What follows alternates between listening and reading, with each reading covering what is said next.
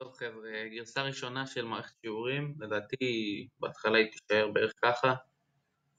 אם יש לכם הצעות, אשמח לשמוע. כרגע אין לי לאן להעלות אותה, שתוכלו לראות אותה בלייב, אבל תראו אותה דרך פה. אז קודם כל, נכנסים למערכת עם שם משתמש וסיסמה.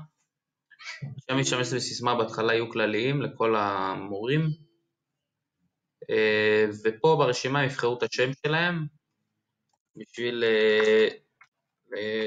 לייעל את התהליך, להקל אותו. הוספתי חיפוש,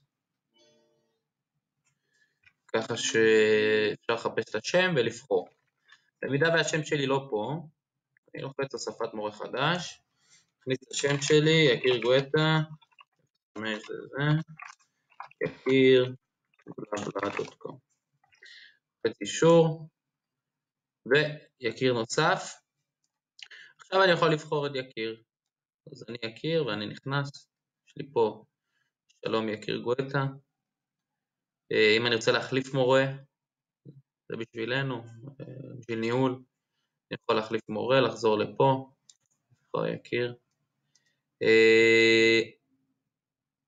ואני רואה את כל השיעורים שהוגשו באתר. תאריך ושעת בקשה, תאריך ושעה של המפגש, שם מלא, טלפון, דואר אלקטרוני, כתובת, מספר משתתפים, הערות שהמשתמש יכול לתת, אם בא לו משהו ספציפי נניח. פה חשבתי לתת רשימה אולי חוץ מהערות, לתת אולי רשימה של נושאים, שאם המשתמש רוצה נושא ספציפי. כמובן שנושאים כלליים, לא יורדים לפרטים. הערות ניהול, זה אוטומטי נשמר, גם פה, בלה, ככה שאפשר, המורים יכולים לרשום אחד לשני, או שהמורה יכול לרשום לעצמו את תזכורת. מעבר לזה, במידה ואני רוצה עכשיו כמורה יקיר, לקחת את השיעור, אני לוחץ על קובע שיעור. השיעור אוטומטי ירד למטה, והמורה הוא יקיר גואטה. אני כיקיר יכול גם לבטל את השיעור, ולשחרר אותו, כי אני לא יכול לקחת אותו, וקרה משהו. בואו ננסה רגע להחליף מורה עכשיו, אני אכנס כיוגב. אז אפשר לראות שהשיעורים שכבר הם מסומנים בירוק והם ירדו לתחתית הרשימה, ואני לא יכול לגעת בהם, זה לא שיעור שלי, אני לא יכול לא לקבוע ולא לבטל אותו.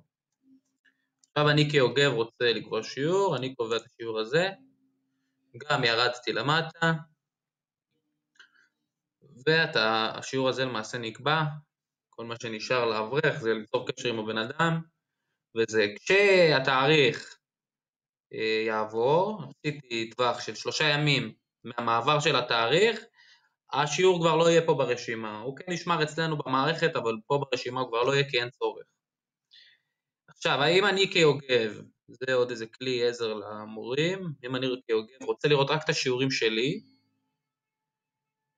כי במקום לראות רשימה גדולה, ואני רוצה לראות איזה שיעורים יש לי למעשה לתת, אני לוחץ על הצג רק שיעורים שלי, ולמעשה אני רואה רק את השיעורים שקשורים אליי, כל הפרטים עליהם.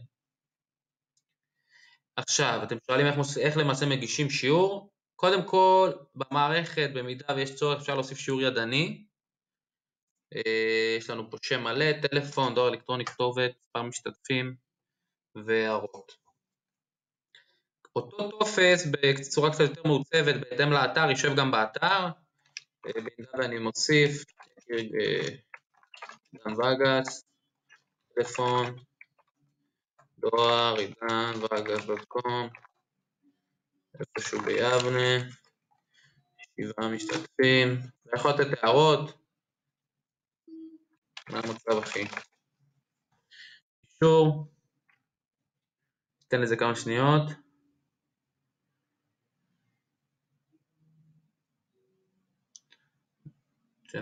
שניות. טוב, יש פה איזה בעיה, אבל זה יסדר אותה, אבל גם ככה הרשימה מתעדכנת כל 15 שניות.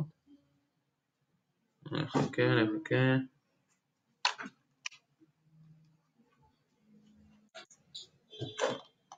טוב, אני ארענן את העמוד, רק שאני אראה שזה נוסף. אוקיי, זה לא נוסף. טוב, בכל מקרה הבנו. אפשר להוסיף שיעור פה ידני. עכשיו אני לילי ללה, אני יכול לקבוע לי את השיעור הזה. נרשום לי הערות. חשוב להביא ספר כרך ג'.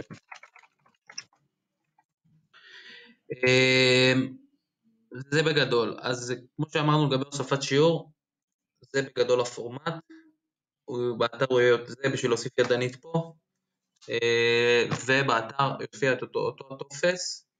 אם יש עוד דברים שצריך להוסיף לטופס, אשמח אם תגידו לי. זה הזמן. וזה בגדול, תגידו לי מה אתם חושבים. בהצלחה.